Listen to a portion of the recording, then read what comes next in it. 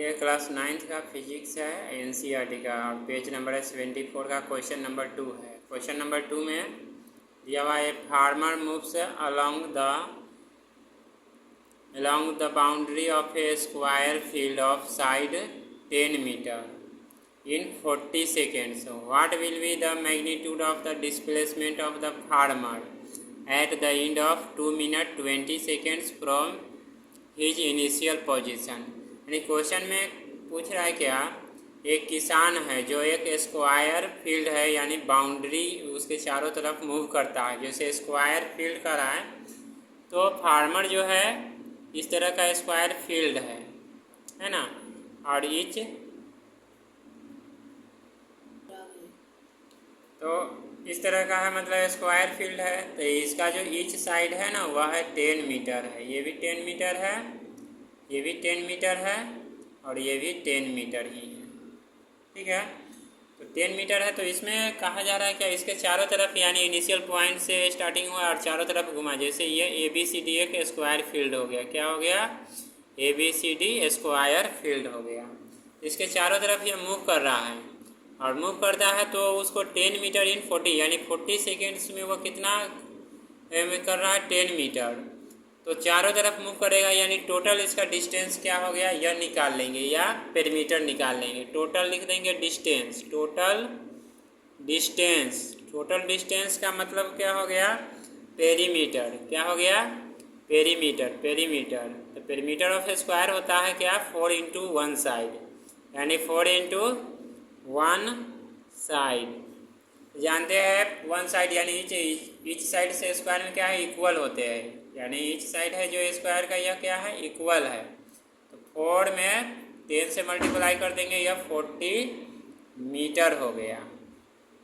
ठीक है, अब कहने का मतलब है फिर इसका टाइम दिया हुआ है। टाइम कितना दिया हुआ है? तो 2 मिनट और 20 सेकेंड्स। तो लिख देंगे 2 मिनट 20 सेकेंड्स। और फिजिक्स में जब ये याद रखना है क्या, मिनट है या आवर है तो उसको सेकेंड में कन्वर्ट करना रहता है, बदलना रहता है। तो मिनट है तो 1 मिनट में 60 सेकेंड, तो 2 मिनट में 60 से मल्टीप्लाई करेंगे और फिर 20 है तो 20 ऐड कर देंगे। तो ये टोटल हो गया यानी 120 प्लस 20 तो 140 सेकेंड हो गया। तो कहने का मतलब है 40 मीटर जो है ना वह रिबाउंस करता है कितना में? ये 40 सेकेंड्स में। तो यहाँ लिख देंगे since in 40 metre rebounce equal to 40 seconds में। तो 1 मीटर कितना में करेगा? In 1 metre. 1 मीटर जो रिबाउंस करेगा तो वह करेगा कितना? 40/40। 40/40 हो गया। तो अब कितना है? 140 सेकेंड्स का निकालेंगे। अब हमें निकालना क्या है? इन 140 सेकेंड्स का। ठीक है, तो 140 सेकेंड्स का तो 40/40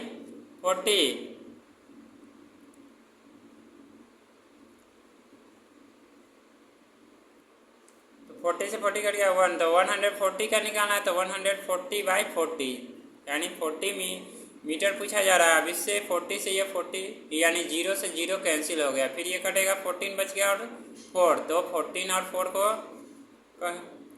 सोल्व करेंगे तो 2 के टेबल में आएगा 2 2 जा 4, 7 2 जा 14 यानी 7/2। इसको भी डिवाइड करेंगे तो हमारा आ जाएगा यह कितना? 3.5 राउंड्स। यानी पूछा जा रहा है आप क्या है?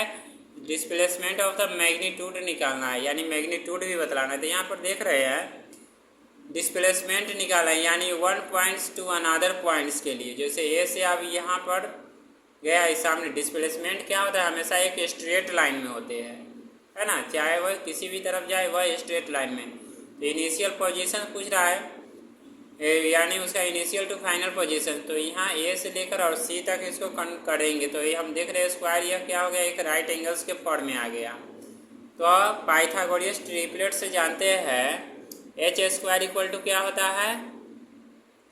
h² इक्वल टू होता है p² प्लस b²। तो यहाँ पर ये हाइपोटेनियस हो जाएगा, ये हमारा b हो गया बेस और ये p हो गया, है ना।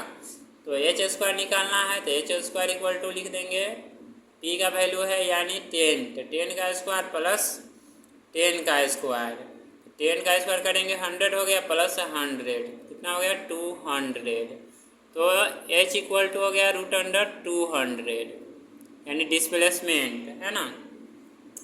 तो इसका 200 का निकालेंगे तो हो जाएगा 10√2 यानी डिस्प्लेसमेंट जो निकलेगा वह क्या निकलेगा 10√2 मीटर, या 10 इंटू √2 का वैल्यू होता है 1.4, है ना 14, तो इसको हम मल्टीप्लाई करेंगे तो हो जाएगा 14.14 मीटर, यही हमारा डिस्प्लेसमेंट निकल गया।